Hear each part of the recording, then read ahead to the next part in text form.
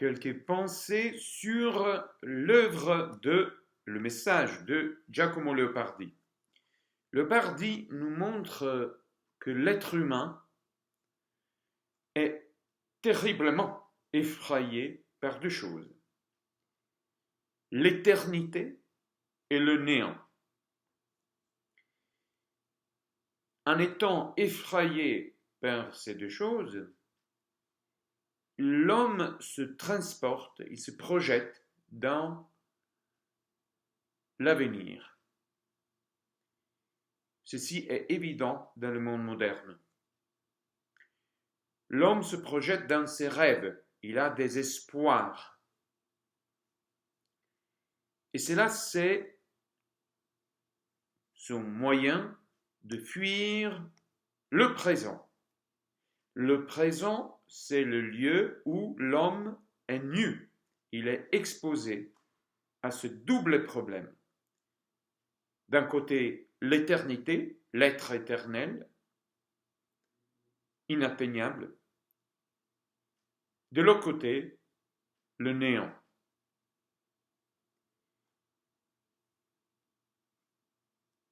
Le présent, ce n'est en effet que la nudité de l'homme, sa liberté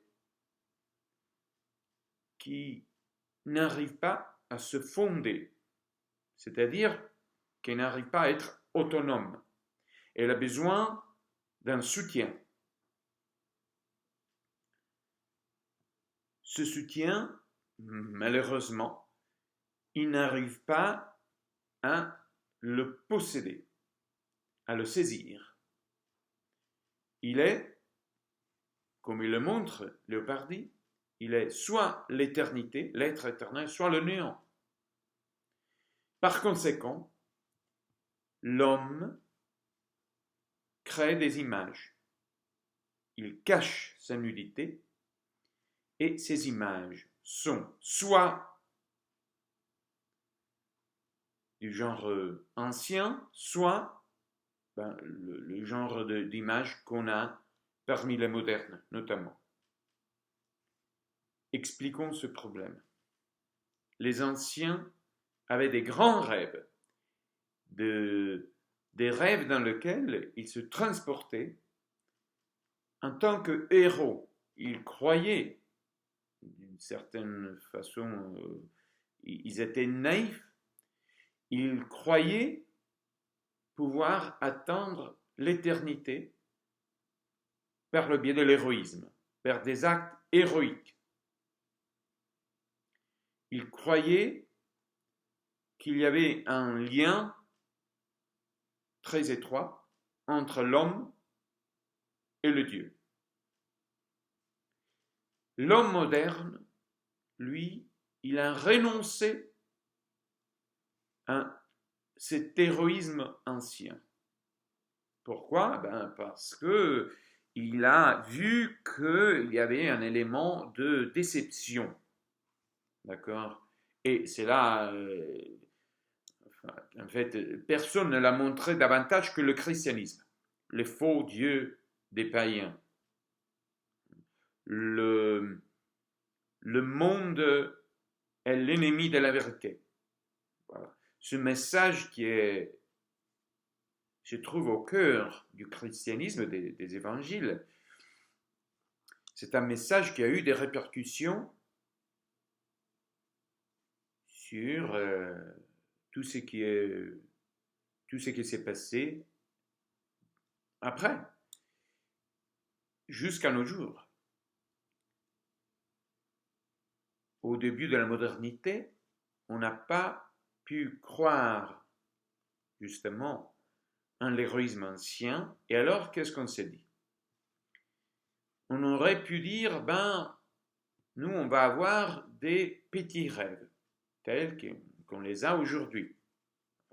Donc, on avait les rêves des anciens, les grands rêves, et on a les beaucoup plus modestes, en fait, les médiocres. On a le régime de la médiocrité aujourd'hui, où tout le monde est un hédoïste, un petit dieu dans son dans sa petite cellule, voilà, dans un recoin du monde. Et là, il trouve ses plaisirs, ou il cherche tout au moins ses plaisirs. Mais au début de la modernité, on a tout au moins proclamé une liberté nue, toute nue. Cette liberté était nécessairement creuse. Elle était vide de contenu. Elle avait besoin de se nourrir du monde, d'un monde, par contre, qui était une sorte de res extensa, comme il l'appelle René Descartes. Il était une sorte de fuel. Donc, il allait alimenter cette forme de l'ego, de la conscience, du soi. Justement, la conscience devient fondatrice. La conscience du soi, donc le sens de certitude de ce moi, devient en quelque sorte fondatrice d'un monde. Un monde qui est toujours un mouvement, en évolution, comme on dit aujourd'hui, qui est très dynamique par rapport au monde ancien. Tant et si bien que Hegel dira que, effectivement, les Indiens, les Chinois, tous ces gens-là, ils n'avaient pas d'histoire. C'est-à-dire, ils vivaient dans un état pratiquement de statique. Voilà. Il n'y avait pas de dynamisme. Le conflit le conflit progressiste même entre l'esclave et le maître n'était pas là.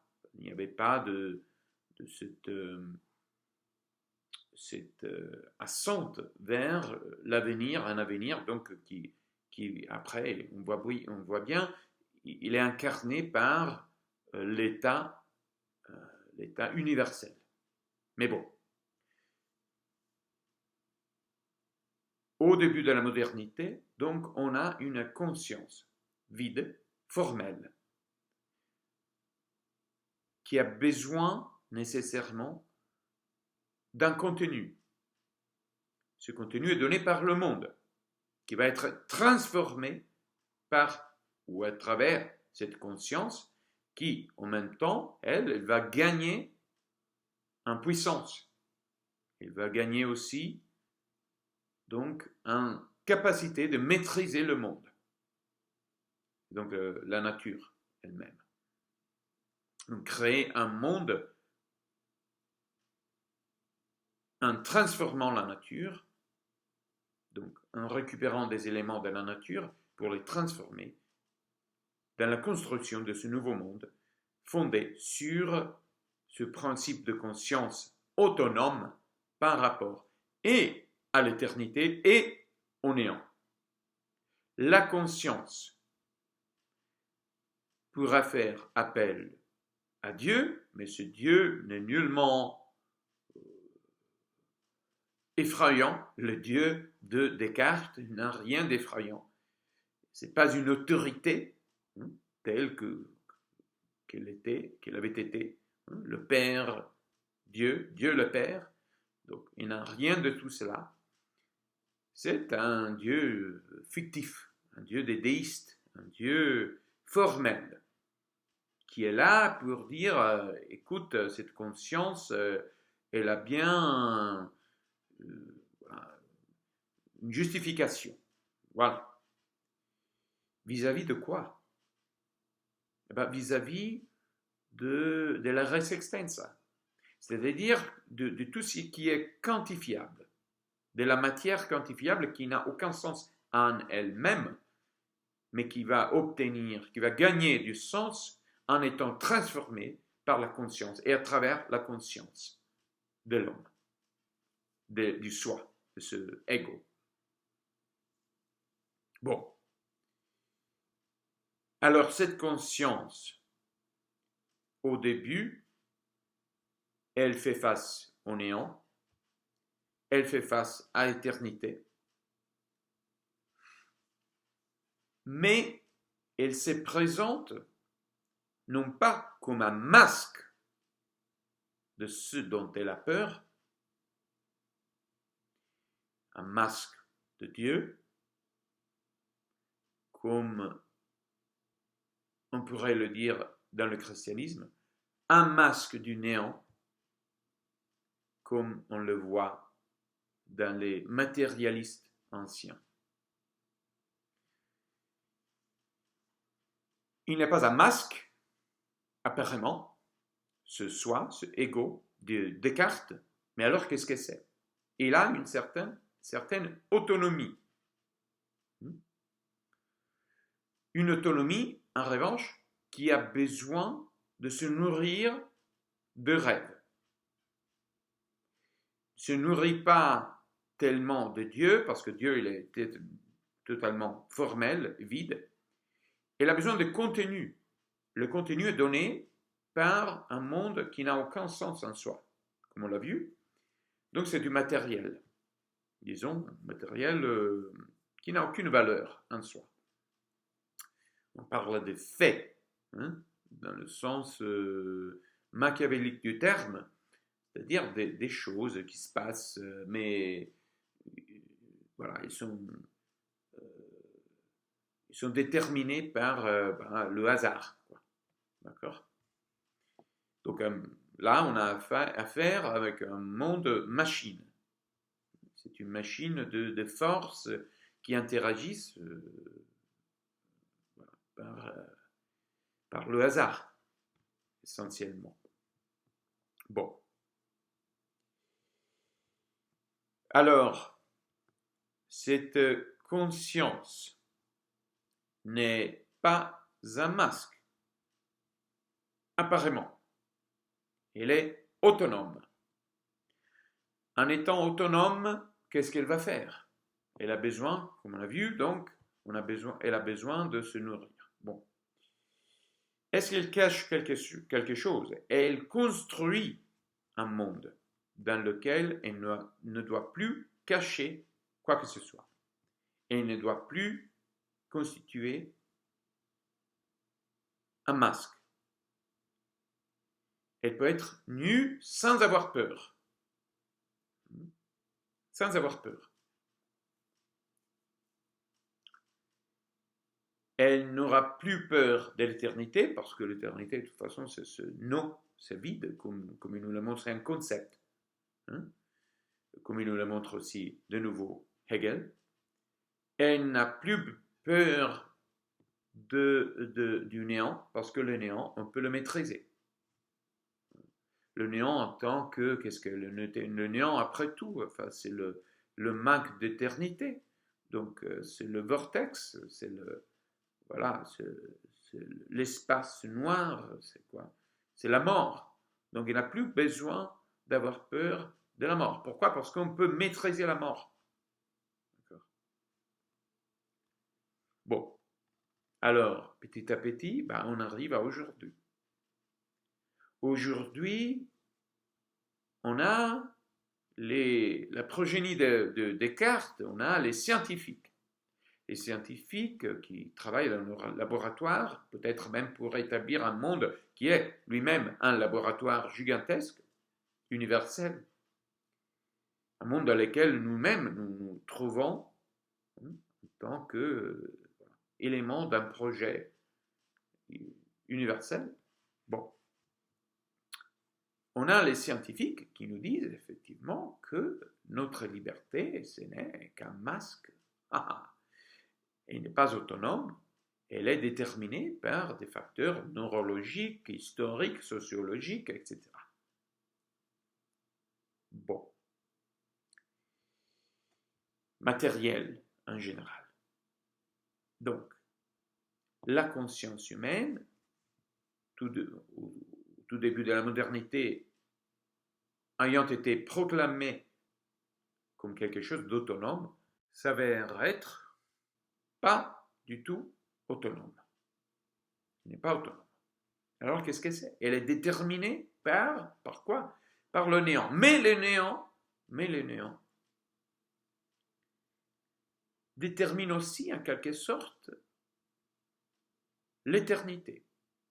Ou bien, comme le voit Nietzsche, au fur et à mesure qu'on a cette sorte de réalisation du principe moderne, une réalisation historique, d'accord? Donc, on voit que on a affaire maintenant, dans ce nouveau monde, qui est le résultat, en quelque sorte, même conceptuel, de cette dynamique par laquelle le monde matériel, la res extensa, est converti en quelque chose de plus que cela, à travers la conscience humaine. On a une sorte de synthèse entre l'éternel et le néant. Et cette synthèse, on l'appelle communément l'histoire. L'histoire qui n'est pas Dieu, mais elle n'est pas le néant non plus. Elle a un télos, elle a une direction, elle a un développement, elle aboutit à quelque chose. À quoi? Eh bien, elle a la caractéristique du néant, mais elle a aussi quelque chose de l'éternel. Elle est effectivement la machine ultime, une machine en tant que voilà, le résultat d'une transformation du néant, donc de la matière, qui n'a aucun sens, donc du hasard, qui va faire semblant, pourrait-on dire, qui prétend être conscience. Conscience et même intelligence. Intelligence artificielle. Une machine intelligente. C'est ça le but, l'objectif finalement de ce développement de l'histoire. L'établissement d'une soi-disant intelligence artificielle. Ce n'est pas l'intelligence d'un Dieu éternel. Elle n'a pas d'éternité dans le sens strict du terme, traditionnel, mais elle a une éternité dans le sens scientifique moderne. En étant donné que la machine de l'intelligence artificielle peut se reproduire en faisant usage du néant, de la mort. C'est une machine de mort. La mort, donc, devient en quelque sorte éternelle, devient Dieu, en quelque sorte, virtuellement, dans cette nouvelle machine. Et là, la conscience humaine, elle est où? Eh bien, elle est sauvée, entre guillemets, dans cette machine. L'autonomie de l'homme, telle que nous l'avait promise, apparemment, Descartes et ces générations de philosophes voilà, de la liberté, de la première modernité, cette conscience autonome s'avère être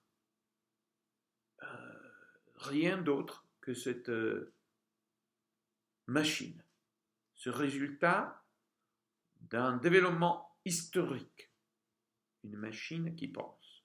Bon.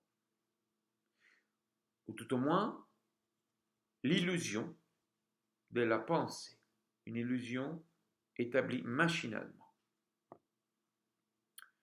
Alors, nous, qu'est-ce qu'on va faire? Comment va-t-on vivre aujourd'hui vis-à-vis de cette machine universelle?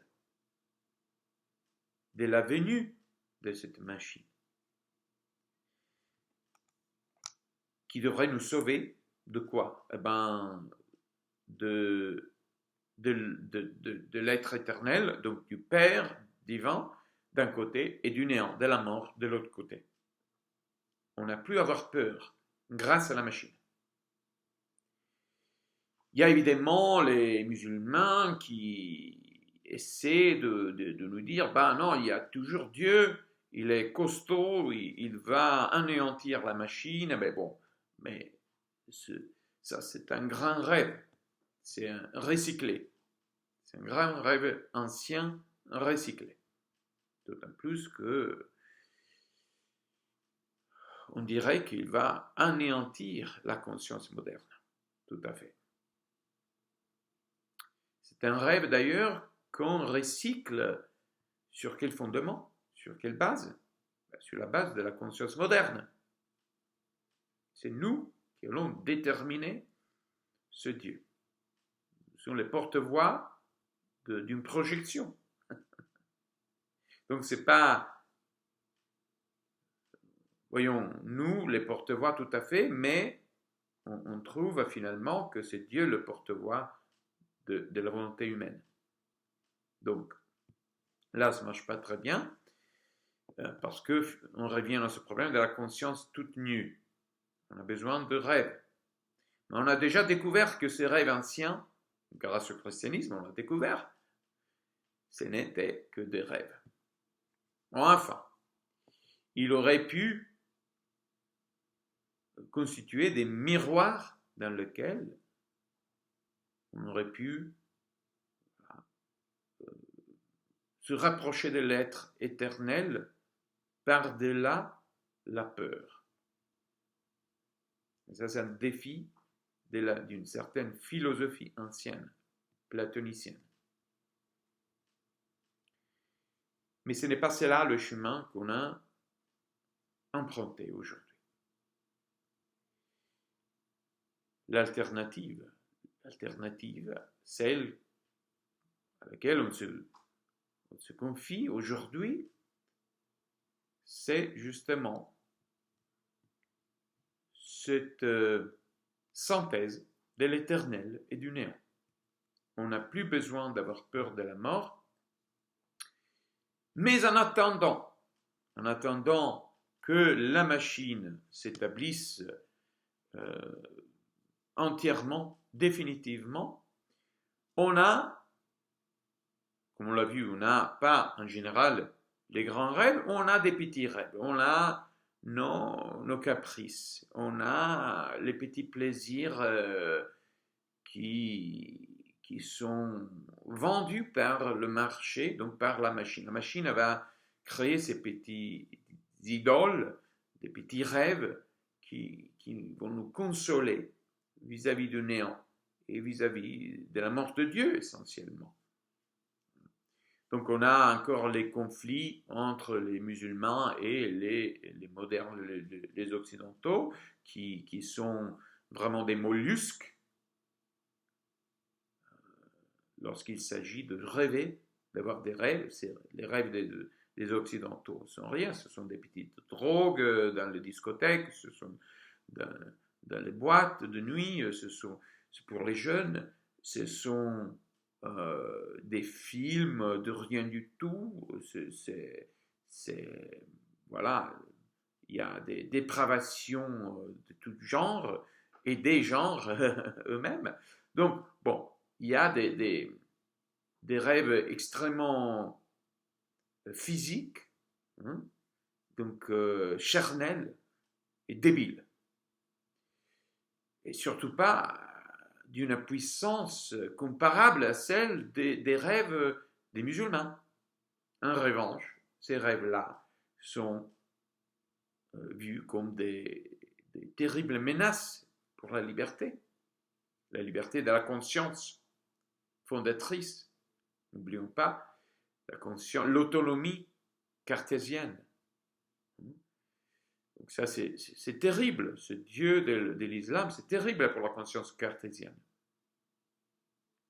Mais en plus que ça, il est même une farce, puisqu'on a découvert justement que ce grand Dieu, Allah, ce n'est qu'une projection de cette liberté nue de l'homme. Bon. la liberté nue. Aujourd'hui, elle a voulu être autonome. L'autonomie, ce n'était que fictive, nominale, formelle.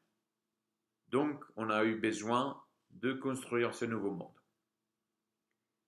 On a pour l'instant ces petits plaisirs, qui sont soutenus par la machine. Et cette combinaison de petits plaisirs de rien du tout charnel, donc notre corruption, en termes traditionnels, nos vices, voilà, on cultive des vices aujourd'hui dans le privé, grâce à la machine qui nous justifie. L'ensemble de tout ça va s'opposer à l'islam. Évidemment, l'islam qu'on nous montre être une farce, une illusion, donc qu'est-ce qu'on va faire? Finalement, on va engloutir tout ça dans la machine. La machine va dominer sur tous, sur les petits et les grands rêves, sur les petits poissons et les grands poissons. Tous se trouveront sous l'hégémonie, sous la domination, d'accord, de cette machine universelle. Qu'est-ce qu'elle va faire, cette machine, une fois achevé son propos? Enfin, le propos de cartésien, de la conscience cartésienne. Qu'est-ce qu'il va faire? Cette farce d'un Dieu. Eh bien, là, on pourrait dire que elle est déterminée à se montrer pour ce qu'elle est. Une farce. Qu'est-ce qu'est cette machine, finalement? Et c'est quoi le destin même de la liberté dans la machine? Qu'est-ce qu'elle va faire? Qu'est-ce qu'elle va être? Cette liberté cartésienne, la conscience cartésienne, que pour les anciens n'est qu'un masque. Un masque. N'est pas autonome du tout. C'est un masque. L'ego, c'est un masque, soit de l'éternité, soit de la mort. Les petits rêves qui cachent la mort, effectivement, qui fait semblant à son tour dans la machine d'être Dieu. Qu'est-ce qui se passe? Eh bien, allons-nous croire jusqu'au bout en cette machine, en la virtualité de sa divinité? Allons-nous croire vraiment en un Dieu virtuel? Cette machine, donc le Deus ex machina. Pourquoi pas? Pourquoi pas? Il n'y a rien d'autre qui pourrait nous sauver du présent. Le présent devient absolu, sauvé par une éternité qui ne fait plus peur, un néant qui ne fait plus peur. On a dompté dans la machine ces deux catégories, l'éternel et la mort. Que veut-on faire à ce moment-là? Rien, parce que on devient les victimes de cette machine. Mais comment va-t-elle agir, cette machine? Eh bien, cela est simple.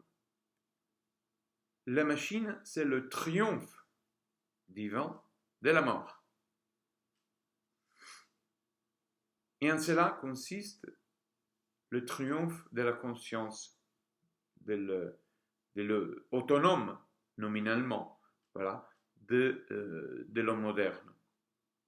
Le triomphe de la mort, annoncé déjà par des peintres, il y a bien des années, des centaines d'années, le triomphe de la volonté qui s'avère être le triomphe de, de la destruction, de Shiva, le dieu des Landes. Et donc, voilà, c'est un dieu apocalyptique. On voit dans la destruction la divinité. On doit tout détruire et en cela, on trouve le salut. C'est pourquoi aujourd'hui, on a ce phénomène de la perte pratiquement totale de la honte, du sens de la honte. L'éhonté, en fait, ce n'est que quelqu'un qui se réjouit de la décadence, de la destruction, donc du mal finalement. Le mal par rapport à la beauté, à l'ordre des choses.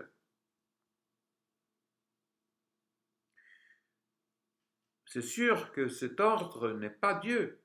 L'ordre que les hommes, même les anciens, avaient pu établir. Mais c'était le seul moyen, effectivement, pour l'homme de ne pas être un égoïste, de ne pas être un hypocrite. Parce que dans les produits de l'art, on voit, finalement, on entrevoit, ou bien on s'expose à la vision, donc même à la révélation de l'être. Voilà. On a renoncé à cette possibilité ancienne d'une révélation de l'être pour le héros, donc l'acte héroïque qui essentiellement nous rend réceptifs à la voix de Dieu. On a abandonné tout cela pour un projet qui va aboutir à l'apothéose de la mort.